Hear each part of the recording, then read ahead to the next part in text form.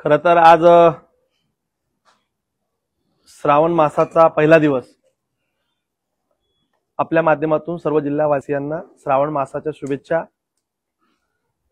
यासोबत काल गटारी अमावस्या होती आणि जळगाव जिल्ह्यातील एक राजकारणाची एक वैचारिक गटार सर्वांसमोर ती मांडावी.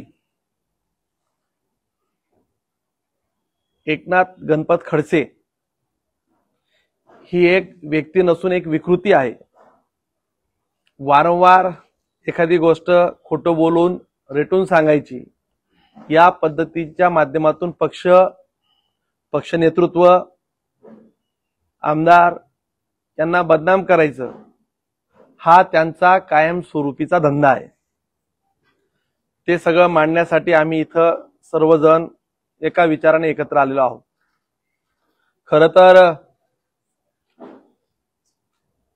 एकनाथ खडसे भारतीय जनता पार्टीत असताना ते नेहमी सांगतात की मी 40 वर्षापासून पक्ष वाढवला, पक्ष मी मोठा केला.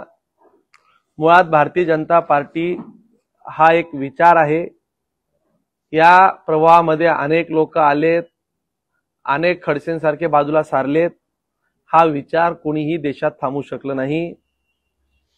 2 खासदार निवडून आलेल्या या पक्षाची आज देशात व्याप्ती आपण सगळेजण बघताय.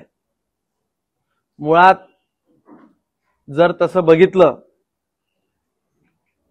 एकनाथ खडसेंसारखं नेतृत्व इथं असताना माझा हा देखील सवाल आहे की आपण कायम परिवारासाठी या पक्षाचा वापर केला. पद आपल्या परिवाराभोवतीच मिळालीत. जे काही मिळवलं, जे काही मिळालं पाहिजे ते फक्त मला आणि माझ्या परिवाराला मिळालं पाहिजे. मग जेव्हा जेव्हा पक्षातल्या लोकांनी कुठे वर आवाज काढायचा केला, अमोलदादांनी सांगितलं की हरिभाऊंना कशा पद्धतीने त्रास दिला, संजूभाऊ त्यांचे कथन तुम्हाला सांगतीलच, राजू मामांनी तुम्हाला सांगितलंच. 2014ला तत्कालीन त्यावेळेचे भारतीय जनता पार्टीचे उमेदवार त्यांना पाडण्यासाठी प्रयत्न केला. पक्षात असून 19ला मला थांबवण्यासाठी प्रयत्न केला. जिथं जिथं शक्य असेल तिथं तिथं आपण अहंकारी रावणासारखं फक्त लंका माझ्या ताब्यात असली पाहिजे या दृष्टिकोनातून विचार केला आणि आपल्याही विचाराच्या लोकांना थांबवण्याचा तुम्ही कायम प्रयत्न केला आहे. ही वस्तुस्थिती नाकारून चालणार नाही. पक्ष सोडल्यानंतर तुम्हाला ज्यावेळेस असं वाटायला लागलं खडसेंना की मी म्हणजे पक्ष, त्यावेळेस त्यांना खरी किंमत स्वतःलाही कळाली आणि जनतेनेही त्यांना त्यांची किंमत दाखवली. त्यांच्या इथून पक्ष गेल्यानंतर पक्षाला कधीही नुकसान झालं नाही. पक्षाला कायम गिरीश भाऊंच्या माध्यमातून नेतृत्व त्यांनी स्वतःच सिद्ध केलं. जळगाव महापालिका असेल, धुळे महापालिका असेल, नाशिक महापालिका असेल, जिल्हा परिषदा असतील, विधान परिषदा असेल, गेल्या वेळची लोकसभा असेल, मागच्या वेळची विधानसभा असेल, ह्या वेळची महायुतीतले सगळे इलेक्शन्स असतील, अगदी क्लिअर मॅन्डेट मेजॉरिटी ही नेतृत्वाच्या माध्यमातून मिळाली. त्यावेळेस खडसेंना हेही कळालं की लोक ही माझ्या सोबत नव्हती, ही लोक ही एका विचारासोबत होती आणि जे त्या पक्षात गेले अगदी त्या पक्षाच्या नेतृत्वालाही त्यांनी फसवलं आणि पुन्हा त्यांनी तेच ज्या पद्धतीने जुन्या पद्धतीने वागत होते त्याच पद्धतीने तिथं वागण्याची सुरुवात केली. खरं तर एकनाथराव खडसेंचा प्रवेश हा 23 ऑक्टोबर 2020 रोजी झाला. 23 ऑक्टोबर तर आज 25 जुलै 2025 शुक्रवार, म्हणजे जवळजवळ त्या प्रवेशाच्या वेळेस त्यांनी अगदी या देशाचे स्वयंघोषित नेते त्यांच्यासोबत प्रवेश करत असताना सुटा बुटा थाटा माटात मोठी भीमगर्जना केली आणि भाषणात पहिल्या दिवशी सांगितलं की जर तुम्ही मला ईडी लावली तर मी सीडी लावेल. तिथून लोकांनाही वाटलं, त्या नेत्यांनाही वाटलं की यांच्याकडे खूप काही घबाड असेल, काहीतरी असेल. परंतु बघा, त्या गोष्टीला आज जवळपास 5 वर्ष झाली, म्हणजे 57 महिने झाली.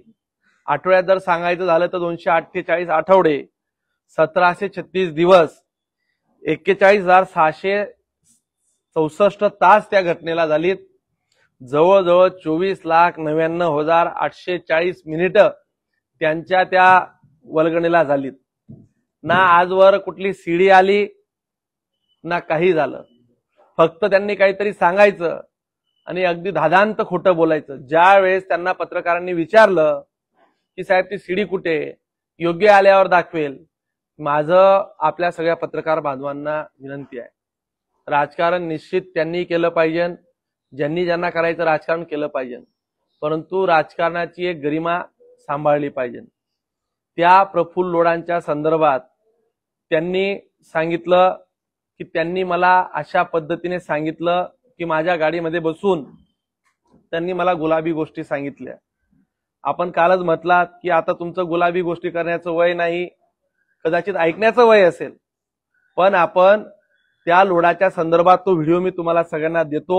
विजू तो व्हिडिओ लावा, दाखवा माझ्या मोबाईलमध्ये. तो व्हिडिओ तुम्ही पुन्हा ऐका. त्यांनी असं सांगितलं की या प्रफुल्ल लोढाने ज्यावेळेस त्यांच्यावर आरोप केलेत की यांनी ते आरोप गिरीश महाजनांनी केलेले नाहीयेत, ते आरोप प्रफुल्ल लोढांनी यांच्यावर जेव्हा केलेत की तुमच्या मुलाची घटना कशी घडली आहे, त्यावर उत्तर देताना एकनाथ खडसे काय म्हटले की तो बेवडा आहे, तो दारुड्या आहे, त्याच्या आरोपांची काय तथ्यता घेतली पाहिजे, त्याचं काही फार गांभीर्याने घेण्याची गरज नाही, तो मूर्ख माणूस आहे, अशा पद्धतीने त्यांनी सांगितलं. आणि तोच व्यक्ती ज्यावेळेस गिरीश भाऊंवर आरोप करत होता त्यावेळेस तुम्हाला गोड वाटायला लागलं. असं आहे की आपण जे पेरा खडसे साहेब तेच उगवतो. कुठेतरी तुम्हाला मनशांतीची गरज आहे. खरं तर तुमचं वय वाढलंय, आम्ही तर कायम परमेश्वराला सांगूच की तुम्हाला परमेश्वराने जास्त आयुष्य दिलं पाहिजे, कारण की तुम्ही नसताना तुमच्या डोळ्यासमोर भारतीय जनता पार्टीचे सगळे कर्तृत्ववान नेते आमदार काम कसं करतात हे बघायलाही कोणी असलं पाहिजे. त्याच्यासाठी आम्ही तुम्हाला चांगलं आयुष्य मिळावं ही तर मागणी करूच. परंतु तुम्ही ज्या वेळेस प्रफुल्ल लोढाच्या संदर्भात असं म्हटलात की त्याने मला गाडीत गुलाबी गोष्टी सांगितल्या, त्याच्याकडे सीडी आहे. तुम्ही राज्याचे विरोधी पक्षनेत्यापासून तर स्वयंघोषित मुख्यमंत्र्याची स्वप्न आपण पाहिली, स्वप्न पाहण्याबद्दल दुमत नाहीये, परंतु एखादा दारुड्या बेवड्या गोष्टी व्यक्ती तुमच्या म्हणण्याप्रमाणे तुम्हाला गाडीत काही सांगतो आणि राज्याचा एवढा मोठा तुम्ही नेता स्वतःला समजतात, ते तुम्ही जाहीरपणे आरोप एखाद्या नेत्यावर करतात. माझा आपल्याला सवाल आहे आणि माझं तुम्हाला सांगणं आहे की तुमच्या संदर्भात देखील तुमच्याच मतदारसंघातला एका व्यक्तीने मला काही गोष्टी येऊन सांगितल्यात, त्याची जर मी जाहीर वाच्यता केली तर आपल्याला बाहेर तोंड काढायला जागा राहणार नाही. मी त्या व्यक्तीला तुमच्या समोर जाहीर पत्रकार परिषद देखील आणतो. त्याने मला असं सांगितलं की एकनाथ खडसे हा अतिशय खालच्या स्तराचा विचार करणारा नेता आहे, घरात देखील घेण्याच्या लायकीचा हा नेता नाहीये. त्यांनी मला असं सांगितलं, मी यांना अतिशय जवळून पाहतो, 20 वर्षाच्या यांच्या इतिहासात यांनी अनेक लोकांना संपवलं, जवळच्या लोकांना त्रास दिला, हे तर राजकारणात त्यांनी केलंच, परंतु व्यक्ती म्हणून ही विकृती आहे. यांनी अनेक महिलांशी अनैतिक संबंध ठेवलेत. मी जबाबदारीने तुम्हाला सांगतोय, जसं तुम्ही लोढांचं सांगतायत की लोढांनी तुम्हाला सांगितलं म्हणून तुम्ही ते आरोप करतायत, तुमच्या विरोधात देखील मला अशाच लोकांनी येऊन सांगितलं आहे अगदी की एकनाथ खडसेंचे देखील अनेक महिलांशी परसंबंध होते, त्या महिला रात्र रात्र यांच्याकडे येऊन राहायच्यात, सकाळी सोडायला लोक जायचेत, तो बघणारा व्यक्ती असं मला सांगत होता. आता जर मी असे आरोप तुमच्यावर केलेत की एकनाथ खडसे साहेब तुमचे देखील असे अनेक महिलांशी संबंध होते, तर तुम्हाला काय वाटेल? कदाचित ते आरोप तथ्यहीन असतील का असतील किंवा नसतील हा वेगळा प्रश्न आहे, परंतु मी असं विचारात होतो की जोपर्यंत माझ्याजवळ पुरावे नाही तोपर्यंत मी ते मांडलेलेच नको पाहिजे. राज्याचा विधानसभेतला एखादा सदस्य, एखादा मंत्री, माजी मंत्री ज्यावेळेस काही बोलतो त्याच्याजवळ पुरावांचा आधार असला पाहिजे. आपल्याकडे कुठलाही एक पुरावा नसताना आपण वारंवार गिरीश भाऊंच्या चारित्र्याविषयी हनन करतात. माझी आपल्याला या माध्यमातून विनंती आहे, आपण आपल्या स्वतःच्या गावात सांगाल तिथे मी मागे आपल्याला अनेकदा सांगितलं, आपण कुठल्याही मुद्द्यावर, अगदी विकासाच्या मुद्द्यावर सांगा, चारित्र्याच्या मुद्द्यावर सांगा, तुमच्या वैयक्तिक आयुष्याच्या मुद्द्यावर सांगा, तुम्ही करप्शन म्हणतात, कुणी मिळकती जमवल्या, कुठल्याही मुद्द्यावर आपण समोरासमोर यावं. वर्षानुवर्ष आपण असे बिनबुडाचे आरोप करून जनमानसामध्ये भारतीय जनता पार्टीच्या नेत्यांची, गिरीश भाऊंची प्रतिमा मलिन करण्याचा वारंवार जो प्रयत्न करताय हा अतिशय चुकीच्या, लज्जास्पद आणि खालच्या स्तराला जाणार आहे. आम्ही याचसाठी ही पत्रकार परिषद घेतली की आपणच सांगितलं की आता आपलं गुलाबी वय राहिलेलं नाहीये, आपलं नातवंडांसोबत खेळण्या बागण्याचं वय आहे.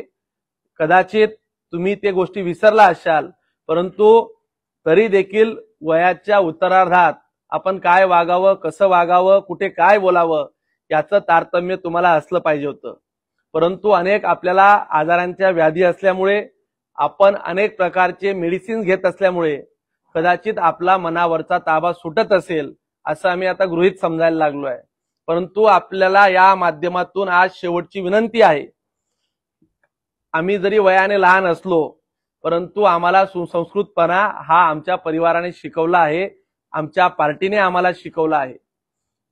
याच्या पुढे जर आपण वारंवार अशा पद्धतीने चुकीचे वक्तव्य करून, जर चुकीच्या माहिती जर पसरवून पक्षाची जर प्रतिमा खराब करत असाल, नेत्यांची प्रतिमा खराब करत असाल, तर तुम्हाला त्याच्या डबल उत्तर याच्या पुढे मिळेल.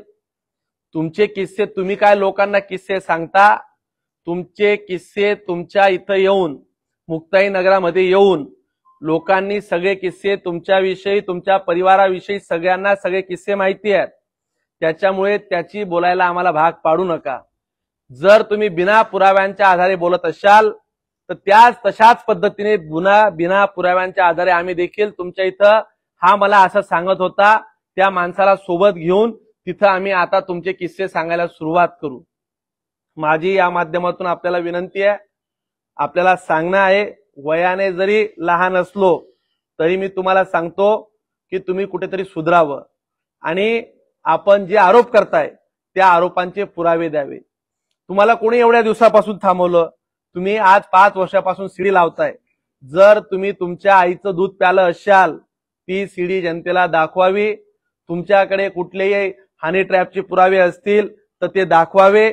महाराष्ट्रातल्या कुठल्याही लोकांचे पुरावे असतील तर कोणी असू द्या, काय असेल ते राज्याचे नेते, मुख्यमंत्री, उपमुख्यमंत्री, तिघ पक्ष, कोणाचे नेते असतील, कोणाचे कार्यकर्ते, कोणी अधिकारी असतील, त्यांच्यावर कार्यवाह्या होतील. परंतु या जिल्ह्याची प्रतिमा मलिन करण्याचं काम एकनाथ खडसेंनी थांबवलं पाहिजे. विकासाचं राजकारण केलं पाहिजे. हे वार आरोप प्रत्यारोपामध्ये या जिल्ह्याचं नुकसान व्हायला लागलंय. आपण 1995 ला मंत्री होता, अनेक काळ मुख्यमंत्र्याचा नंतर विरोधी पक्षाचा दर्जा असतो तो आपल्याकडे होता. त्याच्यानंतर आपण 12 खात्यांचे मंत्री राहिलात, सगळी खाती आपल्याकडे होती. आपण कुठेतरी एक आत्मपरीक्षण करावं. 35 वर्ष त्या मुक्ताईनगरच्या पवित्र भूमीने आपल्याला संधी दिली. एका चांगल्या माणसाला त्या माणसांनी नाकारून तुम्ही अनेक वेगळ्या पद्धतीने कृत्या वापरून ज्या पद्धतीने निवडून आलात, 35 वर्षात मुक्ताईनगर आज कुठे आहे? ज्या जिल्ह्याचं तुम्ही तर म्हणता की मी राज्याचं नेतृत्व केलं, परंतु आपण ज्या जिल्ह्यातनं येत आहेत त्या जिल्ह्यात आपण किती किलोमीटरचे रस्ते केले, किती प्रशासकीय इमारती आणल्यात, किती व्यवस्था उभ्या केल्यात, किती इरिगेशनचे प्रोजेक्ट नुसते मंजूर करून झालेत, किती पूर्ण झालेत, या संदर्भात किती मेडिकल हब आणले. आपल्याकडे एक्साईजची जबाबदारी होती, त्यात आपण काय केलं. आपल्याकडे कृषीची जबाबदारी होती, किती ठिकाणी कृषीचे भवन उभे केलेत. इथं विभागीय कार्यालय केले पाहिजे अशी अनेक वर्षाची मागणी होती, आपण ते किती केलं. आपण ही वस्तुस्थिती तुलनात्मक जर मांडली, जर तुम्ही सांगितलं की गिरीश महाजनांनी 7 वर्षाच्या काळात 20 करोड रुपये, 200 करोड रुपये, 2000 कोटी रुपये आणले आणि मी 20,000 कोटी रुपये आणले, मी यामध्ये गिरीश महाजन साहेबांपेक्षा सरस आहे. जर तुम्ही आम्हाला कागदोपत्री विकासात्मक जर सिद्ध करून दाखवलं तर पहिला सत्कार हा मंगेश चव्हाण आणि आमचे सगळे सहकारी मी सोबत घेऊन येऊन तुमचा सत्कार करायला मुक्ताईनगर मध्ये येईल. परंतु आपण विकासावर बोललं पाहिजे. आपण सोयीने राजकारण करता, सोयीने प्रत्येक वेळेस गोष्टी मांडता. भ्रष्टाचाराचे गंभीर आरोप करत असताना फक्त आपल्याला म्हणजे लोकप्रिय सवंगता मिळावी, आपली त्या संदर्भात सांगणाऱ्याची विश्वासार्हता तपासावी. माध्यमांना पण माझी विनंती असेल की असले आरोप जर कोणी करत असेल, जर आता मी तुम्हाला सांगितलं की एकनाथराव खडसेंचं चारित्र्य कसं आहे, तो व्यक्ती कोण आहे, तो सांगणाऱ्याचे चारित्र्य तर आपणही तपासलं पाहिजे. मी आज यासाठी सांगितलं की मला हे 10 वर्षापासून त्यांनी सांगितलं की बाबा यांनी असं सांगितलं. त्या मुलांच्या संदर्भात त्यांनी जे आरोप केले, अगदी गिरीश भाऊंच्या परिवारावर जात असताना, खरं तर मी गेल्या आता अनेक वर्षापासून आम्ही सगळेजण गिरीश भाऊला पाहतो, कुटुंब वत्सलता त्यांना आम्ही पाहतो की मुली असतील ते म्हणतात की त्यांना मुलगा नाही. खरं तर राजकारणात इतक्या खालच्या पातळीवर जायची वेळ यायला नको होती. तुम्ही त्यांच्या परिवाराविषयी बोलणं आणि तुम्ही ज्यावेळेस असं म्हणतात की त्यांना मुलं नाही म्हणून त्यांच्या मनात खंत आहे, मला तर त्यांच्या मनात कुठली खंत कधी जाणवायचं कारण दिसलंच नाही. अगदी जावई मुलासारखे त्यांना जीव लावतात. मुली ह्या अगदी प्रेमळ सगळं आम्ही जवळून पाहतो. कदाचित आता तुमच्या परिवारावर ते बोलणं हे मला शोभत नाही, परंतु वस्तुस्थिती आपण देखील कुठेतरी तपासा. आपल्या मुलाचं वागणं कसं होतं, चाळीसगाव, जळगाव, नाशिक, ठाणं, मुंबईत ते कुठे थांबायचे, कोणासोबत थांबायचे. आपले काही लोकप्रिय अधिकारी होते ज्यांना आता जन्मठेपेची शिक्षा झाली, त्या लोकांसोबत बसणं उठणं कुठे होतं. दुर्दैवाने आपल्याकडे ते लोक उधाऱ्याही देखील मागायला आल्याची माझ्याजवळ काही विश्वसनीय लोकांनी सांगितली. परंतु तुमच्या परिवाराच्या जो व्यक्ती आज हयात नाही त्यांच्यावर बोलणं मला आज शोभत नाही, म्हणून मला ते आज बोलायचं नाहीये. मला तुमच्या परिवारापेक्षा माझा तुम्हालाच सल्ला आहे. तुमच्या परिवाराकडे काय चाललंय, घरातलं काय आहे, आम्हाला तेही त्यातही पडायचं नाहीये. परंतु तुम्ही ज्या पद्धतीने एखाद्या व्यक्तीला, एखाद्या पक्षाच्या नेत्याला आयुष्यातनं उठवण्यासाठी ज्या पद्धतीने प्रयत्न करतात, आजवर तुम्ही अनेक लोकांना राजकीय आयुष्यातनं उठवलं, तुमच्या तालुक्यातल्या अनेक लोकांना राजकीय जीवनातून संपवलं, जिल्ह्यातल्या अनेक मातंबर लोकांना तुम्ही नामहरण हे लोकांमधून केलं नाही, त्यांच्यावर खोटे गुन्हे दाखल झाले. माझ्याकडे सगळ्या लोकांची यादी आहे. तुम्ही आजवर खोट्या गुन्ह्यांमध्ये अडकवलेले जवळजवळ 85 लोक असे आहेत की ज्यांच्यावर तुमच्या कार्यकाळात गुन्हे दाखल झाले आणि 85 पैकी जवळजवळ 84 लोकांना निर्दोष मुक्तता झाली आहे. त्या 84 लोकांना आपण राजकीय आयुष्यातनं उठवण्याचं पाप आपण केलं आहे. यातले जिल्ह्यातले सुरेशदादांपासून तर अगदी गुलाबराव देवकर असतील, जेटी महाजन असतील, आपण आपल्या कार्यकाळामध्ये ज्यांनी आपल्याला मोठं केलं त्याच कॉलेजमध्ये जाऊन त्याच प्रांगणामध्ये कशा पद्धतीने त्या परिवाराला, चौधरी परिवाराला त्रास दिला हे सर्वश्रुत आहे. परंतु आपण ज्या पद्धतीने आता हे वागता आहेत, ज्या लोकांना तुम्ही त्रास देता आहेत, दिला आहे, ते लोकांनी त्या काळात सहन करून घेतलं. याच्या पुढे ही सरंजामशाही, हा रावणाचा अहंकारीपणा तुमचा कोणीही सहन करणार नाही. आणि माझी तुम्हाला पुन्हा एकदा सूचना समजा, विनंती समजा, तुम्हाला ज्या भाषेत समजवता येईल त्या भाषेत समजवण्याची आमची ताकद आहे, परंतु आम्ही त्या पद्धतीने वागू इच्छित नाहीये. परंतु जर का तुम्ही वारंवार अशाच पद्धतीने नेत्यांचं, पक्षाचं, आमच्या सर्व आमदारांचं नामोहरण करत असाल तर तुम्हाला तुमचा उत्तर वीट का जवाब पत्थर से मिलेगा. पुराव्यांशिवाय तुम्ही काही बोलू नका. तुम्हाला जाहीर पुन्हा खुलं आव्हान आहे. तुमच्या आईचं दूध प्यालं असाल तर तुम्ही सगळे पुरावे घेऊन या, जनतेसमोर मांडा. जनतेच्या दरबारात जनता त्याचं उत्तर देईल.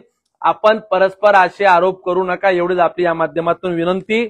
आणि येणाऱ्या काळात मी हा एक आपल्याकडनं विश्वास ठेवतो की आपण ही आपल्यातली जी वृत्ती आहे ही वृत्ती कमी करून निवृत्तीच्या काळात तरी आपण जबाबदारीने वागाल, तुमची जबाबदारीचं भान राहील अशी अपेक्षा व्यक्त करतो. परमेश्वर तुम्हाला सत्सद विवेक बुद्धी देईल अशा आशावाद व्यक्त करतो. धन्यवाद.